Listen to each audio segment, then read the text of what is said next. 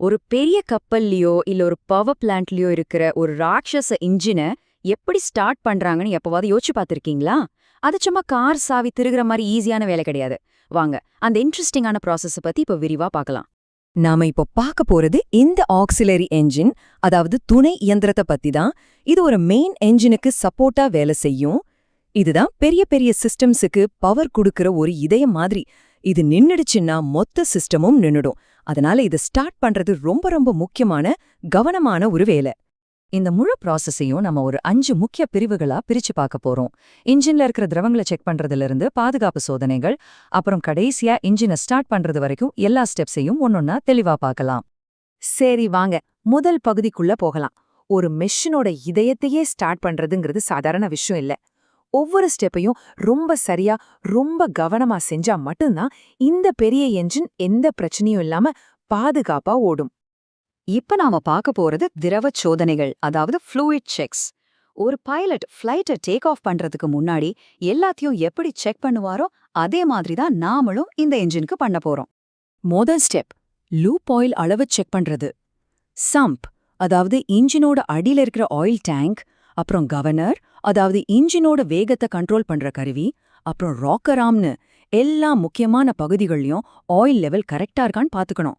கொஞ்சம் கம்மியா இருந்தாலும் உடனே சரி பண்ணிடணும். சொல்லப்போனா இந்த லூப் ஆயில் தான் இன்ஜினோட ரத்த மாதிரி. நம்ம உடம்புக்கு ரத்தம் எவ்வளவு முக்கியமோ அதே மாதிரி தான் இதுவும். இதுதான் பாகங்கள் ஒன்னோட ஒன்னு உரசாம பாத்துக்குது, சூட்டை குறைக்குது, தேய்மானம் ஆகாம பாதுகாக்குது. ஆயில் எல்லாமே இன்ஜினை ஓட்டினா பெரிய டேமேஜ் ஆயிடும். அடுத்ததா இந்த loop oil priming Pamba on பண்ணணும். இது என்ன பண்ணுனா, என்ஜின் ஸ்டார்ட் ஆகிறதுக்கு முன்னாடியே எல்லா பாகங்களுக்கும் ஆயிலை பம்ப் பண்ணி அனுப்பிடும். இது ஒரு ப்ரீ ஸ்டார்ட் செக்கப் மாதிரி. இந்த பம்போட முக்கியமான வேலையே ட்ரை ஸ்டார்ட்ஸை தடுக்கிறது தான். அதாவது ஆயில் இல்லாம இன்ஜின் ஸ்டார்ட் ஆகிறத தடுக்கும். இதனால பேரிங்ஸ், பிஸ்டன்ஸ் மாதிரி நகரக்கூடிய பாகங்கள் எல்லாம் ஸ்டார்டிங்லேயே ஸ்மூதா எந்த பாதிப்பும் இல்லாம இயங்க ஆரம்பிக்கும். அடுத்தது கூலிங் வாட்டர் சப்ளை, அதாவது இன்ஜினை குளிர்ச்சியா வச்சுக்கிற சிஸ்டம். இன்ஜினோட வெளிப்புறத்தை குளிர்விக்கிற ஜாக்கெட் கூலர் மற்றும் லூப் ஆயில குளிர்விக்கிற ஆயில் கூலருக்கு போற தண்ணி வால்வ் ஓப்பன்ல இருக்கான்னு செக் பண்ணிக்கணும். இன்ஜின் ஓடும்போது பயங்கரமா சூடு உருவாகும் இல்லையா? அந்த சூட்டை கட்டுக்குள்ள வச்சுக்க இந்த கூலிங் சிஸ்டம் ரொம்ப ரொம்ப அவசியம். இதுல ஏதாவது பிரச்சனைனா இன்ஜின் ஓவர் ஹீட் ஆகி பெரிய செலவு வச்சிடும். சரி, இப்ப நாம அடுத்த பகுதிக்கு வந்துட்டோம். இது முழுக்க முழுக்க பாதுகாப்பு சம்பந்தப்பட்டது. சேஃப்டி தான் ஃபர்ஸ்ட். இங்க நாம செய்ய போற ஒவ்வொரு செக்கும் இன்ஜினோட பாதுகாப்பையும் நம்ம பாதுகாப்பையும் உறுதி செய்யறதுக்கு தான். உங்ககிட்ட ஒரு கேள்வி. எதுக்காக இன்ஜினை ஸ்டார்ட் பண்றதுக்கு முன்னாடி அதுல தேங்கி இருக்கிற தண்ணீரையும் ஈரப்பதத்தையும் வெளியேற்றணும்? யோசிச்சு வைங்க, பதில் அடுத்த ஸ்லைட்ல இருக்கு. பதில் இதுதான். இன்ஜின்குள்ள தண்ணி இருந்தா அது பெரிய பாதிப்பை உண்டாக்கிடும்.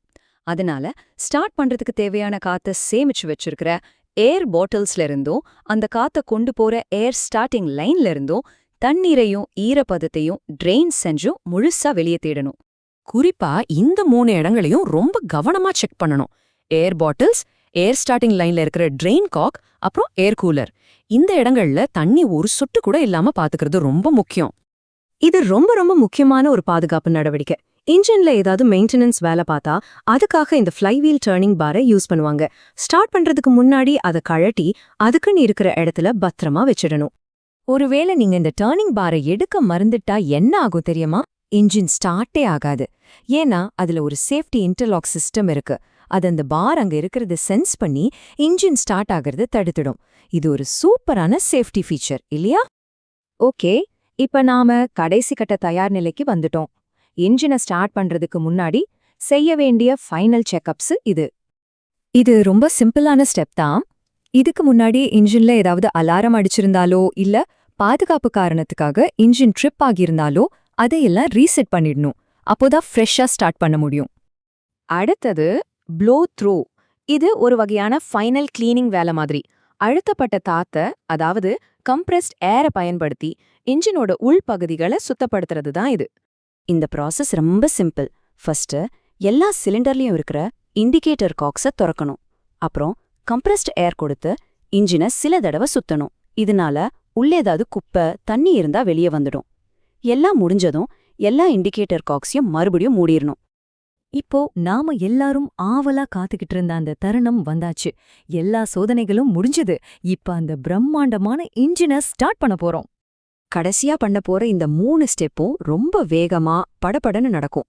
முதல்ல ஏரை ஆன் பண்ணணும், உடனே ஸ்டார்ட் வால்வ அழுத்தணும், இன்ஜின் ஸ்டார்ட் ஆனதும் ஏர் வால்வ ஆஃப் பண்ணிடணும். சரி, வாங்க கடைசி ஸ்டெப்ஸ பார்க்கலாம். முதல்ல காத்த மட்டும் பயன்படுத்தி இன்ஜினை சில தடவை சுத்தணும். அப்புறம் இந்த ஏர் ஸ்டார்டிங் வால்வ அழுத்துனா இன்ஜின் ஸ்டார்ட் ஆயிடும். இன்ஜின் ஃபியூவல்ல ஓட ஆரம்பிச்சதும் ஏர் சப்ளைய கட் பண்ணிடணும். அவ்வளவுதான், அந்த மாபெரும் இதயம் இப்போ துடிக்க ஆரம்பிச்சிருச்சு. ஒரு இன்ஜினை ஸ்டார்ட் பண்றதுக்கு பின்னாடி எவ்ளோ நுணுக்கமான பாதுகாப்பு சோதனைகள் இருக்குன்னு பாத்தீங்களா? இதே மாதிரி இவ்ளோ டீட்டெயில்டான சேஃப்டி செக்லிஸ்ட ஃபாலோ பண்ணி வேலை செய்யற வேற என்ன பிரம்மாண்டமான மிஷின்கள் உங்களுக்கு தெரியும்? கொஞ்சம் யோசிச்சு பாருங்களேன்.